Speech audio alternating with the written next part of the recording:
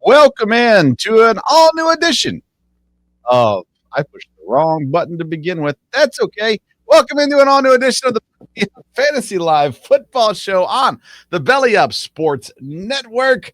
It is week 6 of the fantasy season, and we are ready for it with all kinds of things to discuss. I'm Vince Stover, host of the Sports Stove Football Show. I am joined by two wonderful people. Directly to my left, the first one there is Brian Germinaro. He's the co-host of the 3rd and 10 podcast. He is a Mets fan, which we won't talk about today. He is a Giants fan, which we will discuss at some point today. Not necessarily glowingly, but still, Nope. He's here. Brian, how you doing, man? Thank God it's hockey season. That's all I'll say. And then to his left is the senior writer at bellyupsports.com and all things fantasy, Kevin Wilson. Hey, Kev, how are you? I'm doing great. It's great to be back with you fine gentlemen after a week away. And so I am very excited to get back involved and get with the discussion because, as you mentioned, there's a lot to talk about.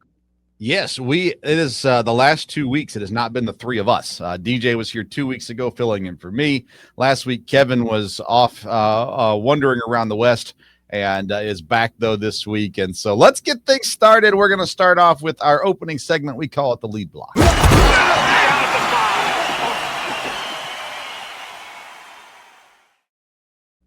Typically, in our opening segment, we do studs and duds, but this week we wanted to dedicate this segment to mainly Derrick Henry, the ultimate dud so far this season, so far consistently, and quite honestly, just mind-baffling for how bad it's been for fantasy managers who have drafted and invested draft capital into Derrick Henry.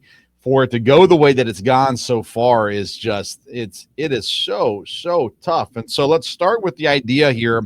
Well, Ravens in general have not been pretty. They traded away one of their better defenders today, which doesn't impact fantasy a ton. But I'm in shock of what's going on. I know Cooper Rush was the quarterback this week, and so but that should mean that Henry should have had maybe even a better week as a result of that. And, well, he did, I guess, technically have a better week than some weeks so far this year, but not pretty so far. So, Kevin, let's start with you on Derrick Henry. Like, what is your thoughts on him? Is he washed? Is it just a bad start? How do you feel about Derrick Henry right now? Well, Brian and I were talking about this before we came live, and it's stunning to me. The fallout, everybody, Father Time's unbeaten and all that stuff, but this guy has gone completely over the edge, and he had 169 yards rushing his first game. And so if you put capital in him, you're like, woohoo. Well, since then, in the last 4 games, he has 148 yards. So in 4 games, he hasn't matched that first game. And it's real. It baffles me. Yeah, completely baffles me how this is happening. And if you have him, I know we're going to talk about some options, but I don't see a lot of things you can do. We're going to talk about it, but this is something that I would have never expected, because it seemed like Derrick Henry was one of those guys that was going to be whole until he decided to retire. But that's not what's happening here. And so we're going to get into this, and I'm really interested to hear what you all have to say about this, where to go from here. So I've got some thoughts. We'll get into that in a minute. Yeah, Brian, is he washed? Is it going to come around? Like, what's the deal?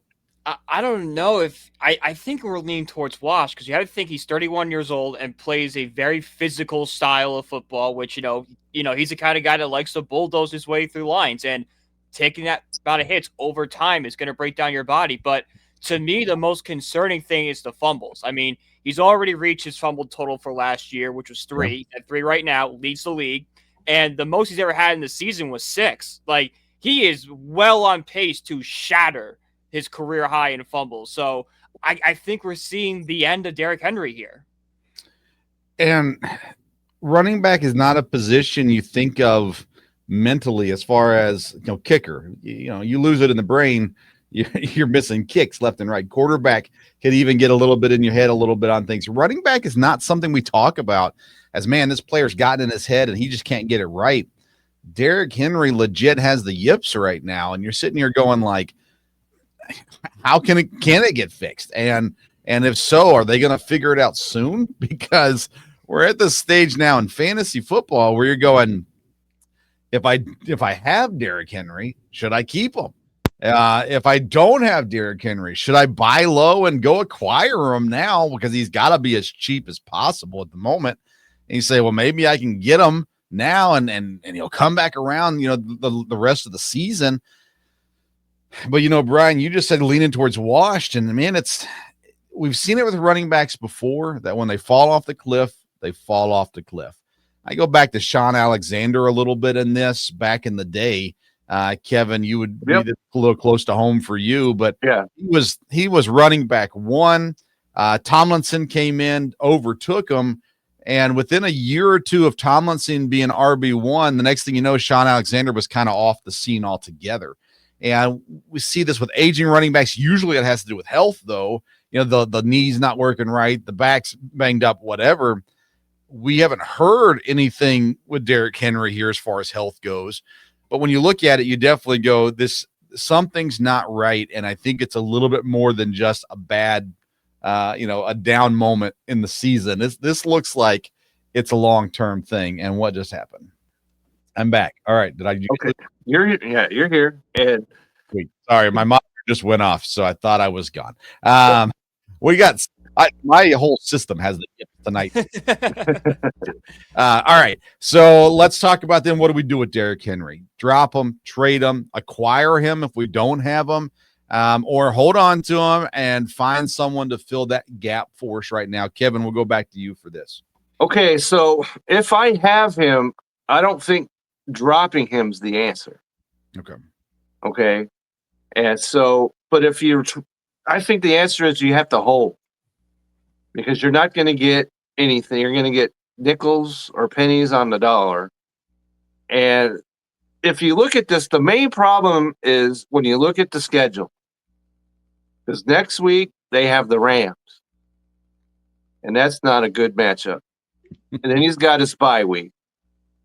Then he's got the Bears. That's better. Then he's got Miami. So that's a lot better. Then at Minnesota, at Cleveland, New York Jets. If he don't get this act together going on by Miami, then that's a problem, because those are three pretty quality defenses. And then when you look at the playoff schedule he has is New England and at Green Bay. So this is looking pretty dim to me. So if you were going to try and sell, you better hold him until see what he does against the Bears or Miami, because maybe he'll light up against those guys.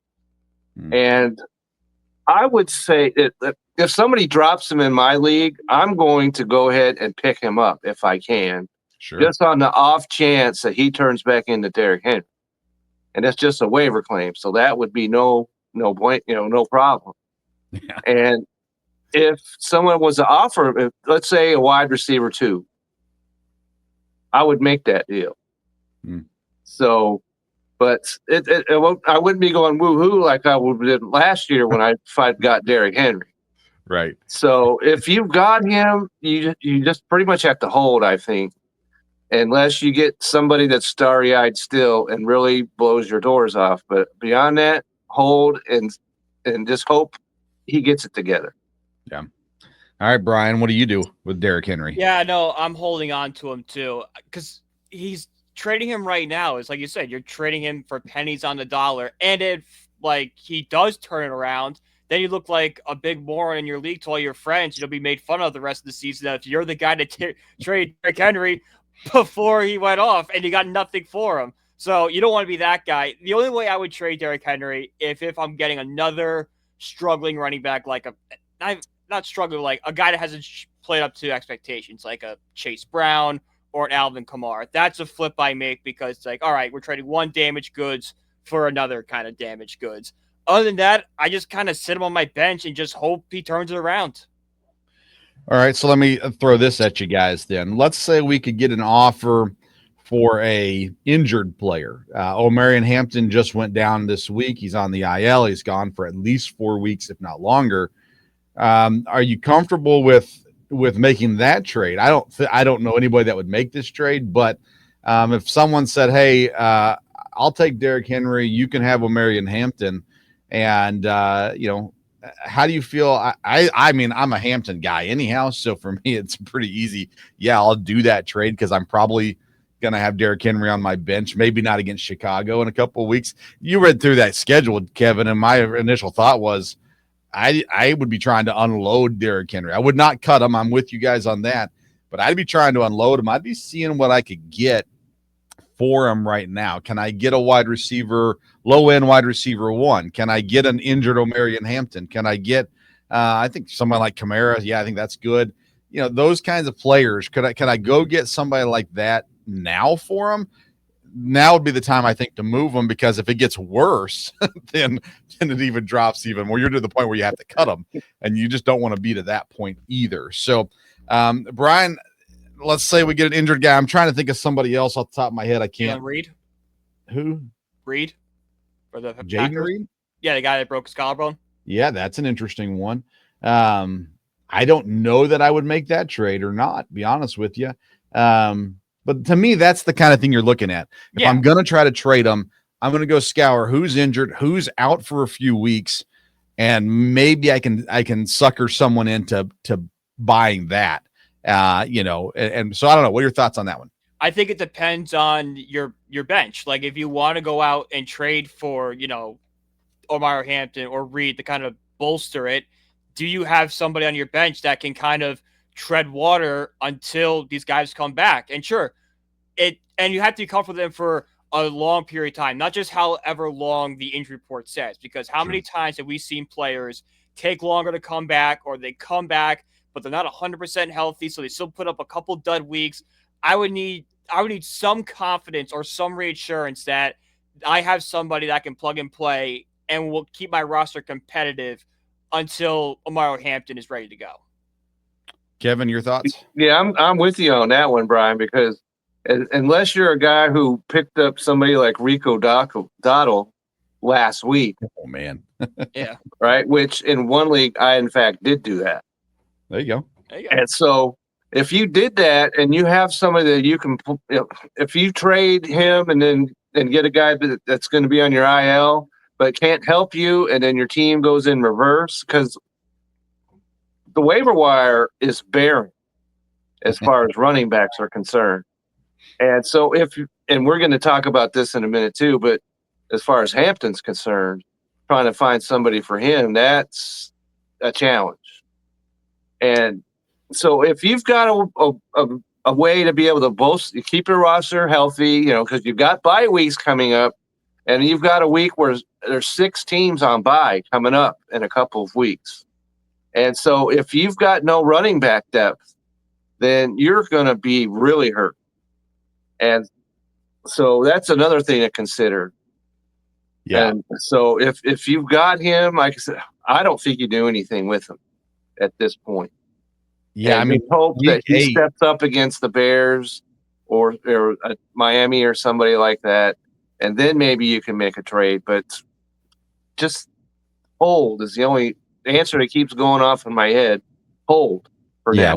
Week 8 is the bye week Hades. If you That's can right. get through That's week 8. right. And last week there were only 4 teams. Yeah. And that hamstrung one of my teams because it was like my whole roster was on bye.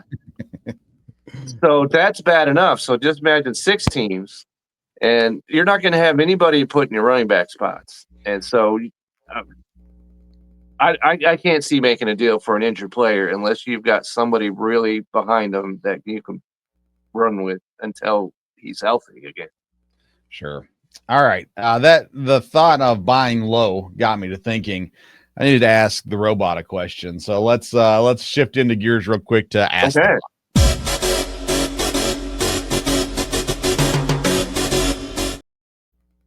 All right, Ask the Bot is presented by Rotobot AI. Rotobot AI is a fantasy football platform that equips users to make decisions faster and smarter Rotobot AI is able to recognize each user's unique scenario and tailor roster advice based on that. So sit starts, trades, waivers, and so much more. Download the Rotobot AI app. Use the code BELLYUP to receive a free week of access to Rotobot AI. And I just simply asked, what are some buy low players right now that I could trade for or acquire? And so what Rotobot gave me was, here are some strong buy low targets for the rest of the 2025 season based on projected usage, upcoming schedule, and opportunity despite recent underperformance. They gave me Hassan Haskins, especially in PPR leagues, Los Angeles Chargers. They've got a favorable upcoming schedule with Miami, Indianapolis, and Minnesota. They gave me Michael Carter in Arizona. Decent target and rush share. Also a good schedule. Kendrick Bourne, wide receiver in San Francisco, solid target share. And Tyquan Thornton, wide receiver, Kansas City, projected 56.4 PPR points with a growing role and favorable schedule as well. So some options there to buy low on from Rotobot AI. And a reminder, if you have Rotobot AI, you can attach it directly to your roster so it can give you specific roster advice. They've got some really cool, they got a cool trade analysis I considered doing tonight as well.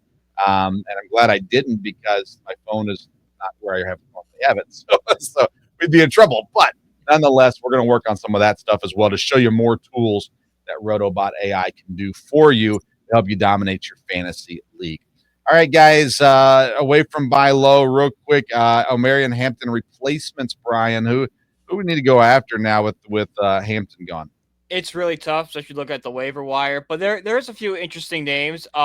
Jerry McNicholas of the Washington Commanders. I know it's a little hard now that Bill McCroskey finally had his breakout performance, but he did have 13 points in week 3. So that's someone you could go out and target. Hopefully, maybe he works his way back into kind of a share. Similarly with like a Devin Singletary, he's rostered in like 4% of leagues, but he is the RB2 in New York. So if they get that run game going, maybe he's someone that can break off, 10, 12 points. So that's kind of where I would kind of lean to.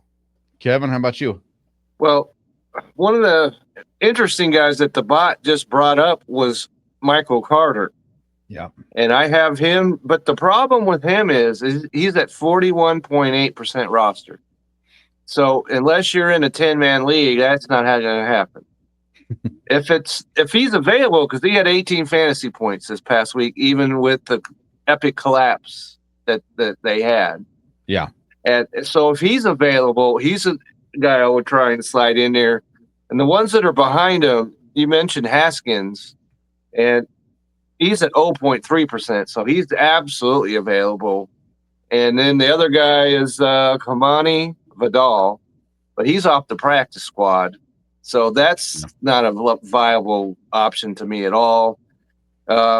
Kendrick Miller of New Orleans is a team. Even with Alvin Kamara, he's getting touches.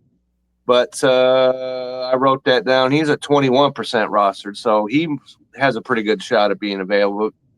But none of these guys blow your skirt up at all to me. No. So if you've got, and you have to replace him in some way, maybe, like I said, Haskins, because he's going to replace him in that offense. Right. And so that's probably your best option there. But best is probably not the word I'm looking for. It's a viable option. Yeah. Because there aren't any best options right now in the running. If we were talking about a broken down wide receiver, then we could talk. Sure. But it's barren. So you just go to your waiver wire and maybe say a silent prayer and then just pick somebody and then see what happens. Yeah, I think the thing to look at is less waiver wire and more trades. Right. I totally agree with that. Because there are guys, Travion Henderson, who's not doing much of anything right now because Vrabel, for whatever reason, hates him. And so he drafts him but hates him. That's interesting. Yeah.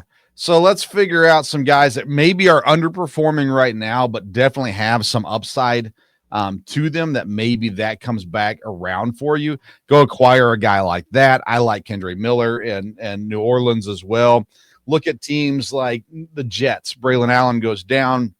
There's been all this talk about Brees and that they want to trade him and all this kind of stuff. All right, well, then who's behind him now? And they've not done anything. Isaiah Davis didn't do anything last week, so it's not really a safe pickup, but it's something to keep an eye on. Okay, let's see how this is going to play out a little bit. Keep an eye on what's going on in the Chargers, how that rolls, stuff like that too. And then just be quick to click a claim if a guy goes down and try to get on top of an injury early on. Maybe a guy in Cleveland, maybe there's availability in Houston right now. Those kinds of things to be keeping your eye on would be my suggestion to go along with what you guys had to say as well. All right, that's our lead block for today, and lots of running back stuff to discuss for sure. Let's head into some NFL news in our cover two.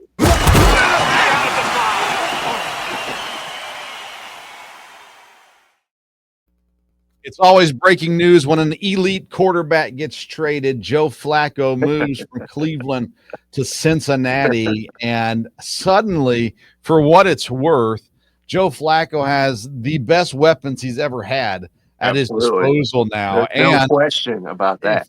If you wanted me to praise Joe Flacco, all you had to do is put him on the same team as Jake Browning, and you were going to get praise from me for Joe Flacco. So my son, who's a Bengals fan, he said, "Dad, did you hear the Bengals made the second worst move they've ever made?" And I said, "Well, what was the first?" And he said, "Starting Jake Browning." I was like, "Okay, I'm with you. I'm with you on this one then." So Joe Flacco to Cincinnati. I don't know if he's going to play this week or not.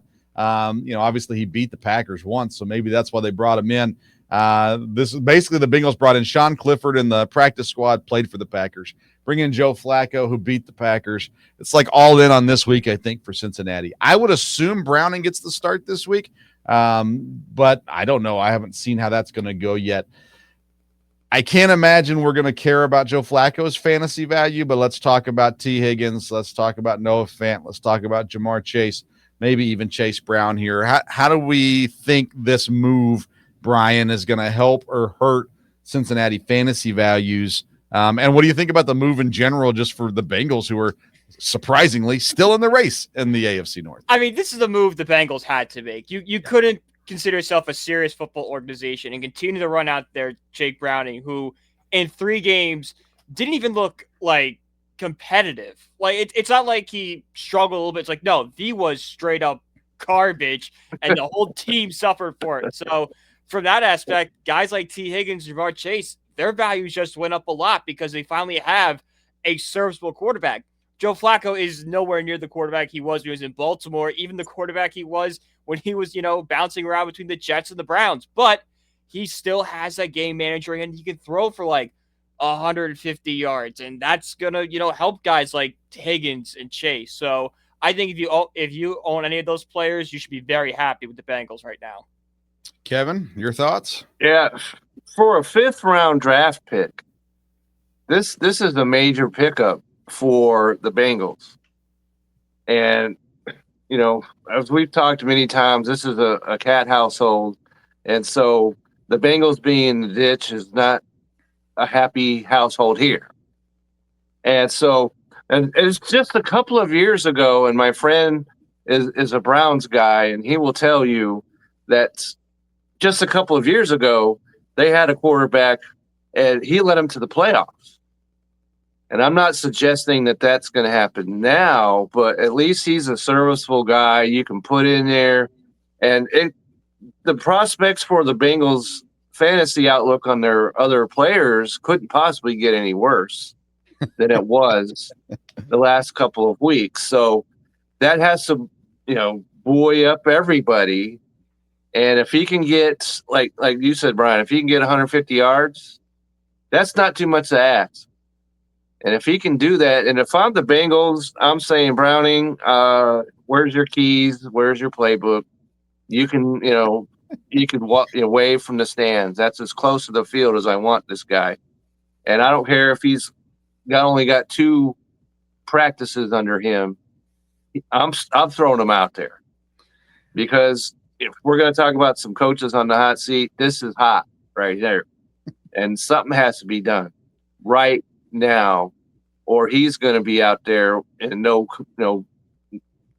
car, no lunch, no nothing. So they need to make this move, I think. I don't dislike the move. Flacco, I understand it. He's a veteran. He's a solid veteran. You know what you're getting out of him. But why not call Andy Dalton? Why not make the move to bring in Andy Dalton? You get a fan base that by now can love Andy Dalton again.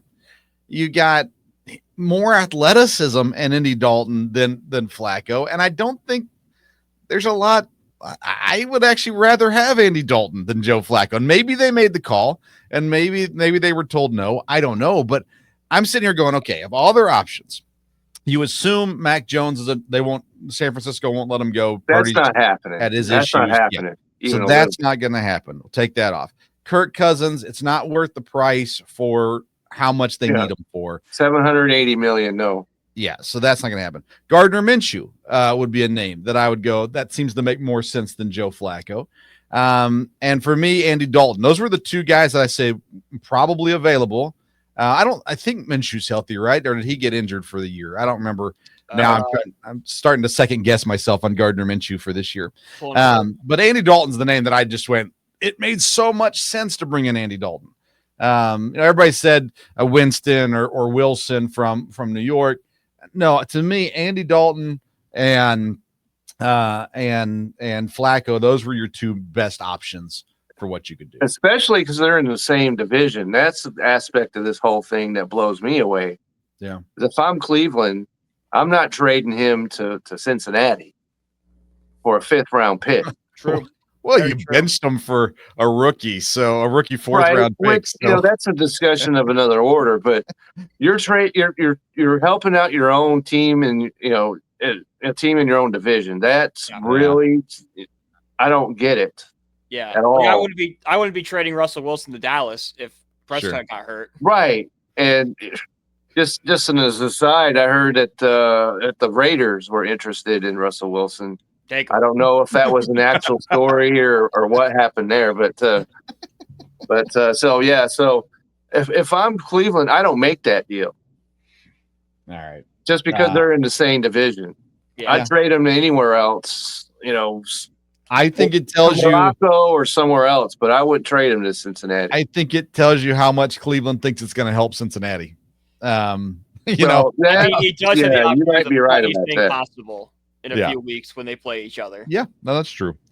That is true. But Flacco cannot move. Like he is. He's like 3 years younger than I am. So moving around in the pocket. That's my point. Like the Cleveland defense won't have a problem with Flacco because they can get to him. If a team doesn't get a pass rush, Cincinnati does not have a great offensive line.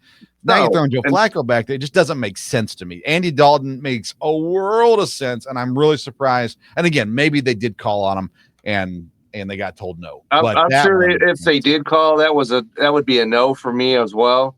Because who else does Carolina have if they made that trade that's going to back up Bryce Young? Cares if Bryce Young doesn't work? They need a new quarterback anyhow. So right, but I'm talking about for this year. They got to have somebody. Oh, it doesn't matter. It can't be the water boy. Okay. Yeah, sure it can. Yeah, they don't. It doesn't. It's worked in movies, so. Okay, tell me this though. This is something that not too many franchises has the Fonz, around them to help things out. So my question is, we have a football league that plays in the spring. We have quarterbacks that have performed well in that league. Why not? Joe Flacco, I have him in the locker room. I think is good, but I don't think he elevates your team. And so there has to be an option. I started thinking about these UFL quarterbacks now. They've had a couple that have had some really good years. Like maybe it would take too long to get them accustomed to all this kind of stuff. That's probably what it is. Maybe Zach Taylor saying, I got to keep my job. This is the best chance for me. Yeah. I just don't think Flacco is – I think he's an upgrade over Browning, but not by a lot. That's an upgrade over Browning. Yeah. We are right here. So they could have called either one of us three. We would have been better. I will admit my flag football days, I was pretty good. All right. Let's go to hot seats. Gannon in Arizona. Yeah. He hit this player twice. in the chest. I know he's wearing pads and he's a grown man. Hits him twice, yells at him, storms off, loses to the Tennessee Titans in one of the most spectacular ways possible. I mean, some of the craziness of that game with the fumble at the goal line, with the play that Cam Ward made and threw an interception, and that guy fumbled it, and Tennessee kicked it around. Arizona kicked it around until it went in the end zone. They scored. Like, all of this is chaos, but you still lost to the Titans, the worst team I could say the second worst team in the league right now. And to me, Jonathan Gannon's name jumped to the top of my hot seat list right now, because that loss and the inconsistencies so far this season in Arizona have been so bad. I cannot believe he got fined but not fired. I am shocked. I'm shocked we didn't see at least 2 coaches get fired this week. Jonathan Gannon being one of them. So, Kevin, your thoughts on Jonathan Gannon's situation and any other hot seat people you want to throw out? Well, there's so many guys that we can go with, but this guy is the top one. And we all know that if you're in an argument with someone, then once you put your hands on the other guy, you've lost the argument. Doesn't matter what happened before that. Doesn't matter if he's making fun of your wife or whatever it is. As soon as you make physical contact, you've lost. And so I understand why he was upset. Yeah. Because I was talking to my wife about this. This is the kind of thing that happens every year. It shouldn't. From high school, college, pro, you just run into the end zone and give the ball to the referee. But this, I understand why he's upset. I would be livid myself. And especially, Derrick, or not Derrick, Dustin. Dustin, my colleague on Seahawk Sessions, we were playing each other in fantasy football this past week. And guess who we had? The guy that fumbled at the, scoring cross. How many points did that cost him? I beat him. Yeah. That did not help. But you just can't have that. But then you can't have it where you put your hands on somebody. And then I thought the apology was a sincere one. And he didn't use the word if. Because once that's uttered, then that's a non-apology apology. He didn't say that. So I thought he was sincere. And $100,000. And so this guy is ticketed out of town. The only thing that saved him is those 3 losses were by a field goal.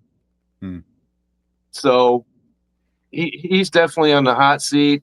And we could talk about, Mike McDaniel. Yep. He's done. Okay. And Brian, your guy. Oh, he's done. He's done. Okay. He has the same name as you. I'd want him out of town just because of that alone. And then we talked about Cleveland, Kevin Stefanski. That dude is done. You can't have a Kevin running around doing what he's doing. So hold on a sec. We got to stop there for a second. Okay. What happens if Dylan Gabriel's good? Like, what happens if all of a sudden they're winning some games? What if they end the year? Let's say they end the year with 8 wins, with Dylan Gabriel as their quarterback. Like, doesn't that do enough to say, wow, he actually coached this? What is he? 4th round pick, right? 3rd or 4th? I think it's 4th round pick. He was a 3rd round. Okay, 3rd round pick, Dylan Gabriel. And he won 8 games with them or 7 games with them. I think that's enough to save his job. So I don't think Stefanski's done. And I think if he does get fired in Cleveland, he gets hired somewhere else. Oh yeah, as well. I could see that argument if they hadn't lost as agonizingly bad as they did to Minnesota. Okay, so we're in London. Like, it doesn't count. It doesn't count if you're in London. Okay, and we could talk about Mr. Taylor in Cincinnati. Yep. Because this whole thing, no defense, no offensive line. Somebody's going to have to answer for that. Well, the GM should answer. We all know the GM should answer for a lot more things in life than they actually do. They tell the coach, pack up your crap and, move to the, East Coast, West Coast, South, somewhere else. I would be shocked if Jake Browning did not come into the year as the number 2 quarterback without Zach Taylor's blessing. Like if Zach Taylor said he cannot be my number 2 and they did it without him, that's one thing. But I cannot believe that Zach Taylor didn't vouch for Jake Browning being their backup quarterback. And that's undefensible. It's not defensible. And so with that being said, yeah, Zach Taylor has plenty of fault here in this as well. And Brian Callahan from Tennessee is the other guy, even though they have a rookie quarterback. I think so. My list is Jonathan Gannon as the spiciest, hottest seat right now. I like that. Mike McDaniel right behind him. Zach Taylor, Brian Callahan, Kevin Stefanski is my top 5. Wow. And I have Daboll at 6. Daboll's at 6? Okay. Right there behind him. So, and I think you could argue, again, when you have the rookie quarterback situation, Daboll's got it right now in New York. Stefanski has it in Cleveland. Callahan has it in Tennessee. You get a little bit of leeway. The problem is that Daboll's been there so long now. And it's the same problem over and over again. Right. It's still happening even with the rookie quarterback. Right. It's amazing about the Giants because, well, just a few weeks ago, we were talking about how Russell Wilson threw for 450 yards and everything was golden. Then all of a sudden it wasn't. We're cursed. What else do you want? I'm truly convinced we're cursed. And then Dart comes in and beats the Chargers. Yeah. Life is great now. Then all of a sudden you take a complete U-turn and lose to the New Orleans Saints. So, that's the way it's going to be, I think, for, you'll have your little highs, but the lows will crush that high 1 week later. And so 1 step forward, 3 gigantic step back. Exactly right. And so I think Mike McDaniel down there in Miami leads my number 1. Mine too. I'm surprised he's still there. The way he walked off the field this week, it looked like he had already gotten word. Like it was like he knew what his fate was. And maybe Miami chooses to finish the year out with him. I don't know, but gracious. Yeah. That loss. Who's in better need of a culture change? Does Arizona need a complete clean house, or does Miami need to clean house more? So I would say Arizona, and my reasoning behind it is because I think Kyler is closer to being top level quarterback than Tua is. Mm-hmm. So I think Miami needs a little more than just culture change. I think they need quarterback change. Whereas Arizona, Kyler has his issues, but I feel like the right coach there, you've got some star players, star tight end, a star receiver who's had his issues, but a good defense. Like all of the pieces are in place in Arizona, and the coach just hasn't done the job there. I don't know, Kevin, your thoughts? I agree with that because if you've got 2 players, you've got the quarterback, and he's throwing to your number, top ranked, first round draft pick, and the 2 of these guys can't mesh. Something is seriously south with that. And so if you've got, and both these guys got talent. They played the Seahawks just a couple weeks ago, and I had a front row seat of that. And just one catch in the end zone can't wash away everything that Harrison has. It just hasn't clicked at all between the 2 of them. And maybe you could say, well, it's not my job to throw the ball to him. That's undefensible for him to say that in the first place. But if you're the coach, you've got to get that straight. And if you can't get it straight, then, you need to go into the closet, turn the light off because it's over to me. I like it. All right, guys, let's get on with it. Very good. Lots of stuff. Plenty of things to discuss. We'll leave it at that. For today. All right, let's head into segment number 3. It's our read option.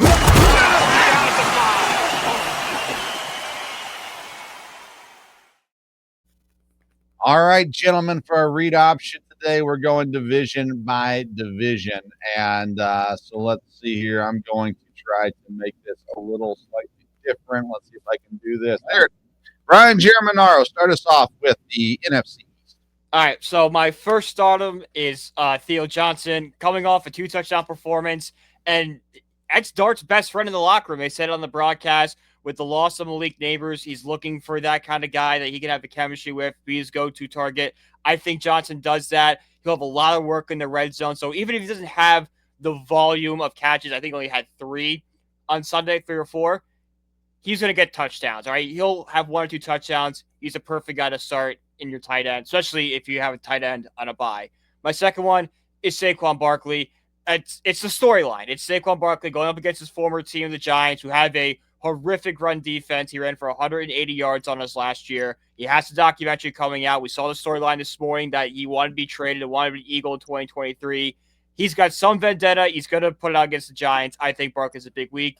And my final one is Bill Krosky-Merritt. He had his breakout performance. I was kind of down on him to start the year, but he proved last week, and he's going against a bad run defense this week. I think he gets the job done. My sit-em is Daniel Bellinger. I think a lot of people are looking at both Giants tight ends right now and trying to figure out which way to go. But Bellinger might catches, but he's not going to get a lot of yards, won't get touchdowns. I'd stay away. And Dak Prescott, that Panthers secondary is pretty good right now, so I'm staying away. All right, very good. Kevin Wilson, hit us up with the NFC East or South, excuse me. Okay, so if I'm going with the South, all right, so Chris Olave, I'm starting him. 7 out of 11 catches against the Giants. New England is 26 against the pass. And I'm starting Ted McMillan, 6 of 8 for 73 yards versus Miami. Dallas defense, I don't think I need to say anything more about that. And I'm starting Rico Dowdle. You talk about a revenge game for the ages. This is it right here. He's not going to rush for 206 yards, but he's looking forward to this game. I'm starting him.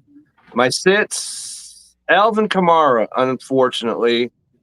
27 yards rushing. 4 of 6, 28 yards versus the Giants. He's got Kendry Miller. You know, we talked about that a moment ago, nipping at his heels. New England has the number 2 rush defense, so that's a sit for me. Kyle Pitts, Atlanta, I'm sitting him. Buffalo is the number 1 pass defense. If you've got guys to rush against them, that's fine, but you don't want to do Kyle Pitts here. Rachaad White, I know he had 2 touchdowns against Seattle, but San Francisco is a different deal altogether. They've got the number 4 pass defense, so I'm sitting him. So those are my starts and sits. Awesome. All right. Now let's go to me for and I cannot find the button that I'm looking for. All right. Switch me over here so I can find it. There it is. All right. Let's do the NFC North. Tucker Kraft. I'm starting him against Cincinnati. Worst defense against tight ends. Start David Montgomery versus the Kansas City Chiefs. Montgomery, 4 touchdowns in the first 5 games of the season. Yeah, sign me up for that one this week as well. And wide receiver Rome Odunze from Chicago. He's facing up against Washington, the 22nd ranked defense, fantasy at least, against wide receivers. I'm sitting DeAndre Swift in Chicago. He is touchdown dependent for fantasy points, so I am sitting him this week. And then after that, I'm also sitting Jameson Williams, the wide receiver out of Detroit. They're playing Kansas City. He only has 2 catches or less in every game except for week number 1. And so for that reason, I am going away from Jameson Williams and this week as well in Detroit. All right, Kevin, back to you for the NFC West. Okay, so if you're looking for starters in the NFC West, you want to go to the Rams. In any way, shape, or form, Matt Stafford, whomever else you might want to talk about, you start them. Why? Because Baltimore is 31st in total defense, 31 against the pass, 27 against the run. So they're all starters to me right there. And I'm going to go with A.J. Barner, my guy from Seattle, has 3 TDs in the last 2 weeks. And Jacksonville is 24th against the pass. And then we just talked about Marvin Harrison, but I'm going to start him this week. Indianapolis has the number 21, pass defense. So I'm going to roll with him. Hopefully they can get it together this week. As far as sits, all San Francisco tight ends, you're sitting them all. They had 3 catches against the Rams. They only have 7 catches between them total. So you don't want to do that to yourself. Mr. Marcato, the Yep. one that fumbled the football. You don't want him. And so you want to keep him away from that Indy defense. And then Mr. Zach Charbonnet, my guy from Seattle. He has a touchdown. That's the only thing that's keeping him fantasy relevant. And you've got Kenneth Walker had 86 yards on the ground. Jacksonville is the number 4 rush defense. So you're going to want to sit Mr. Charbonnet coming up this week. All right, very good. Now back to Brian Germinaro. Let's go to the AFC, and let's do the AFC East. All right, so my first starter is, of course, Josh Allen, coming off a bad loss against New England. He's going to have something to prove this week.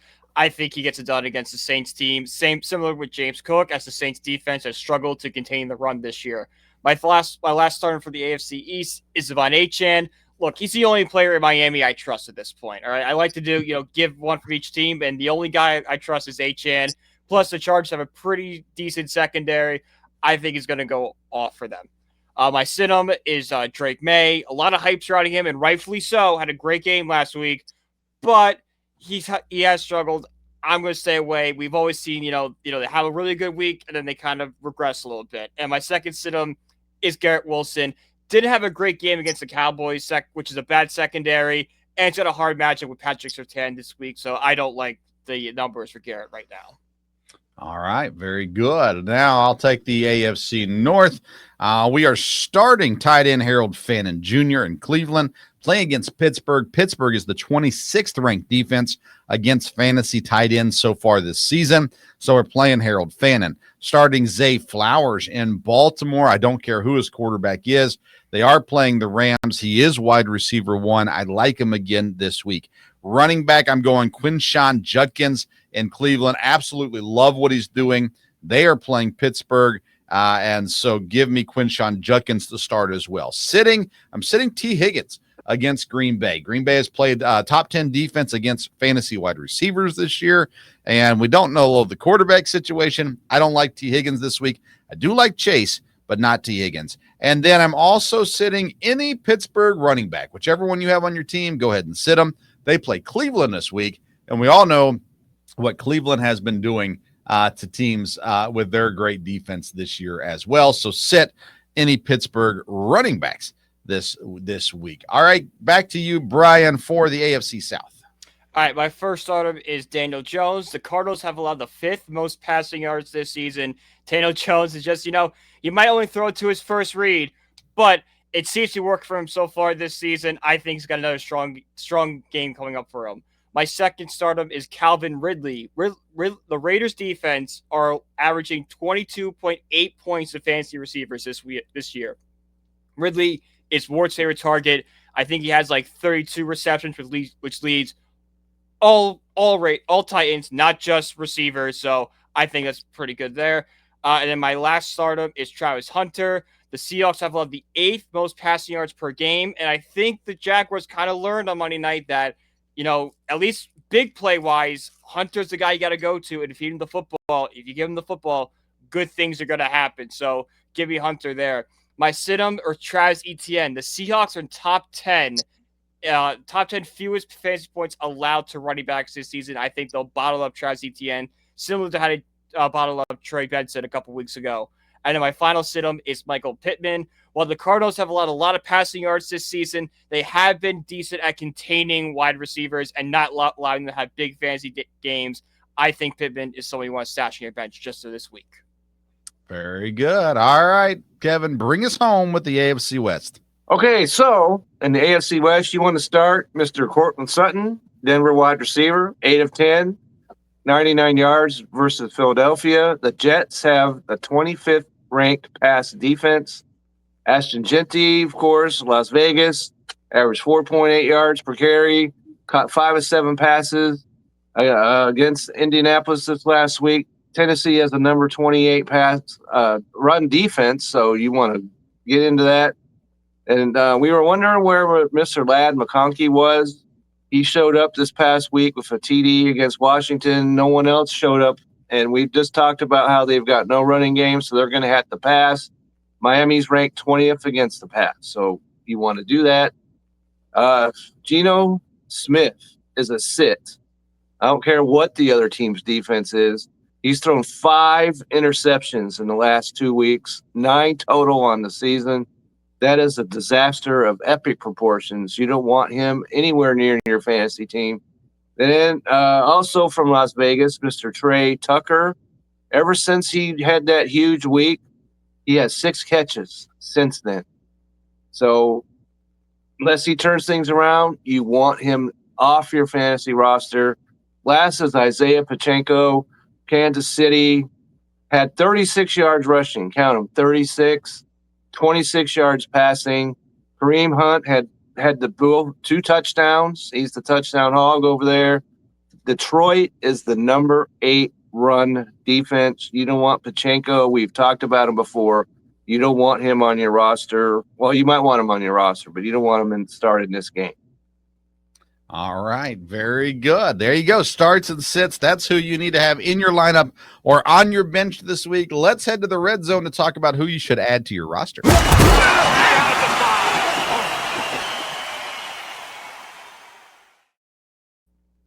All right, Brian, start us off. Your waiver wire grabs this week. Who do you think we can add this week? Well, my first one is Kendrick Bourne, and with a caveat, as long as Mac Jones is the starter, right? He had 10 receptions this past week for 142 yards, 11 targets. And sure, when Purdy was out there, he was getting looks. I think he had like 3 or 4 targets a game. But Kendrick Bourne and Mac Jones have that connection going back to New England. A lot of Niners receivers are banged up right now. I think if Jones is starting, Kendrick Bourne is going to get a lot of looks, and I think he needs a must-add right now. All right. Kevin, how about you? Well, I've got him on my list as well, Brian, with the caveats that this is not a long-term ad because the other San Francisco wide receivers hopefully will get back on the roster, but you got to like what he's doing. And so I've got him, and he's at 6.3% roster, so he's going to be available. So I've got him on my list as well. All right, Kevin, give us or not Kevin. Sorry, Brian, give us another one. I'm gonna go with Sterling Shepard. It's not, he's not doing great right now. He's kind of averaging like 9 or 10 points a game. But with the bye weeks coming up, if you just want kind of that consistent player to add, he's only in like 4% of roster, especially if you're in a deeper league. Sterling Shepard can be a perfect guy to kind of just plug and play week week basis by that matchup and just give you, allow you to tread water. He's not going to be, the star addition that help make a playoff run, but just to tread water. I like it. Kevin, got another one? I got another one. That would be Mason Taylor, New York Jets tight end, 8.2% rostered, and he has improved. He had 1, 5, 11, and 17 fantasy points over his. He's gone up every single week out of the last 4. And so if you need a tight end, which unfortunately I do because I had Strange and he just went on the IL. Yeah. So that's not helping. And my other tight end is on his bye week. So that's not helping. So I need a tight end. So he's the guy that I would look to first to fill that hole for now. I 1,000% agree. Not only has he gone up fantasy points, but look at his targets. Week 1, that's right. 1 target. Week 2, 2 targets. Week 3, 6 targets. Week 4, 7 targets. Week 5, 12 targets. 12 targets. That's right. What you want to see. 60-plus yards the last 2 games as well. Yet to score a touchdown, but his time is coming. This week against Denver is not the best matchup, but I love what they're doing with Mason Taylor right now. He was my go-to. The other guy, of course, Theo Johnson, who got Brian him as well about last week. Yeah, got him as well. In New York.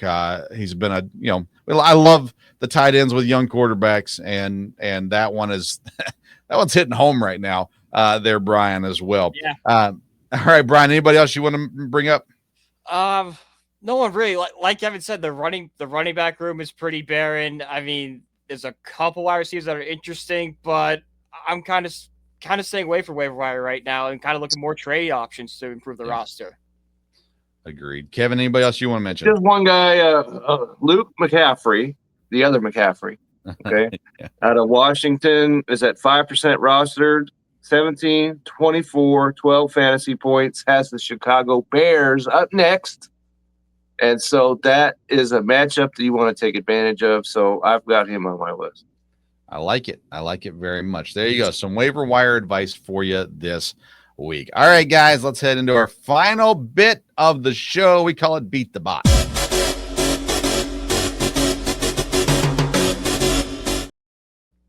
And congratulations to Brian Germinaro last week taking down the bot. Last week we did the highest scoring running back. Brian went with Jonathan Taylor, and he was the second highest, I think, of the whole week. The bot went with Derrick Henry. I went with Jahmyr Gibbs. We did not have Kevin's selection last week, so he automatically loses as he was out west, no internet. All right, this week what we're doing to challenge the pot is the highest scoring rookie in week 6 will be, and Rotobot AI, which, by the way, is a fantasy football platform that equips users to make decisions faster and smarter. Rotobot AI is able to recognize each user's unique scenario and tailor roster advice based on that. Sit starts, trades, and waivers. Plus, I'm telling you, there's all kinds of things. We need to pull it up. We need to bring them on as a guest and let them talk about it, because there's a million things that you can do on Rotobot AI that they could probably explain better than I could. But it's a fun app. Download it. Use the code BELLYUP. You'll get a free week access to it as well. All right, so Rotobot AI picks Ashton Genty, which I thought was it was actually an option for me this week too, as he plays, I believe, Tennessee out there in Vegas. But I am going with start for me.